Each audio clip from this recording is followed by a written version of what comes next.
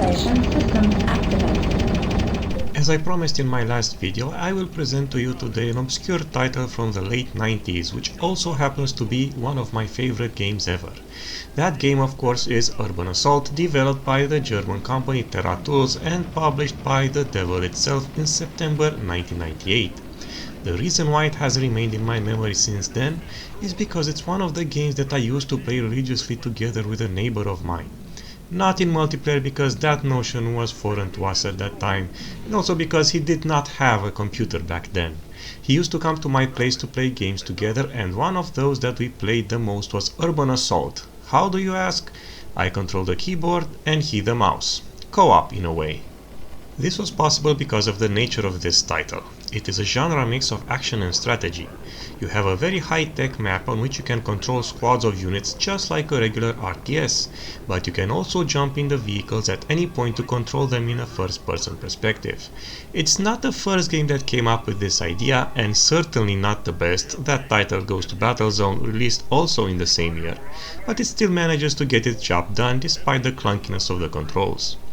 The setting is a mishmash of every dystopian sci-fi stories imaginable. Nuclear war, post-apocalypse, aliens, and even transhumanism. This game has it all. Of course, you won't be playing this for the story. There are some briefings before each mission to give you a bit of context and the gameplay tips, but that's about it. All you need to know is that you need to destroy the enemy with utmost prejudice and conquer the entire European continent in order to reach your final destination, Parasite City, the alien base on Earth.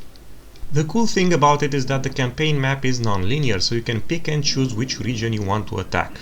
All roads lead to Parasite City. Of course, you'll probably want to conquer every province anyway, because inside them you get to discover new technologies, new units, new buildings, and various upgrades. The game actually has a ton of units, and the faction variance is very high when compared to most strategy games. You have tanks, both for anti-air as well as anti-land, helicopters, airplanes, bombers, and other types of special units. One thing worth mentioning is that the sound design in this game is actually top-notch, and every single unit has its own engine and weapon sounds, which is an impressive achievement. In fact, you will often be able to tell which enemy units are in the vicinity before even seeing them, simply by listening for their engine sounds. There are several factions in Urban Assault. In the campaign you play as the Resistance, which represents the Global Homo NATO faction. They have the largest roster of units and also the most balanced ones, with a nice mix of armor and firepower. The Gorkovs are a bunch of slightly communistic Eurasians whose units have less armor but high maneuverability. The Tercastans are the exact opposite. They're some sort of steampunk religious fanatics with slow but tough units which resemble weapons from the World War I era. The last human faction is called the Black Sect, who are also the most powerful enemy in the campaign. Not only can they build units from every other faction, but they are also invisible on the radar, which makes them the toughest opponent in the game. The main alien faction is called the Myconians. They invaded the Earth and corrupted its surface with a virus called the Parasite. They have mostly flying units with very low armor but extremely high damage capabilities. The second alien faction, and yes, there are actually two alien invasions in this game, is called the Sulogars. Their units are fast and hit hard. Definitely the second toughest opponent after the Black Sect. The only saving grace is that they can't build power stations. Speaking of which, there is only one resource in this game, energy, which is extracted from the earth with the help of power stations.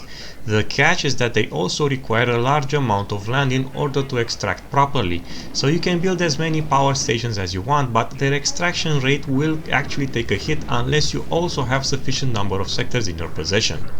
In fact, this is what Urban Assault is all about. Capture and hold as many sectors as possible in order to extract the most energy possible, in order to build as many units as possible in order to vanquish your enemy.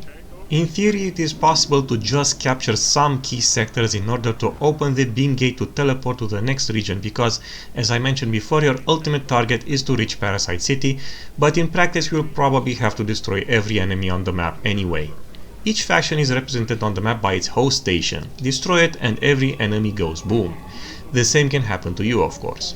Every so often on the map you will find these massive nukes called Stutzon bombs, which destroy everything in sight when they are triggered, except you and your units. You need to control it, and it's triggered for a certain amount of time before it can blow up. Of course, the enemy can do the same, so it becomes a race to see who can control those sectors for the most amount of time. There is a rock paper scissors mechanic in the game where airplanes beat helicopters and helicopters beat tanks, for instance, so in general you can't just spam one unit of the same type and hope to win because the enemy usually has a counter to it.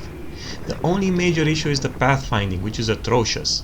Units will get stuck into each other and in the environment objects constantly, so it's a real pain to move a sizable army from one end of the map to the other. The first person controls are a bit clunky, but you do get used to it eventually, and plus, the game really starts to shine when you're in the middle of the action, dodging missile fire and blowing up enemies with your own. Battles can get quite hectic and intense, with units and buildings exploding all around you. It's actually quite engaging. I am not going to discuss the graphics because I think it is pointless to do so for a game so old. It looks very blocky, especially the units, however you need to bear in mind that this was a 3D game from 1998 in which you could have hundreds of 3D units on the map at the same time, which is a remarkable technical achievement.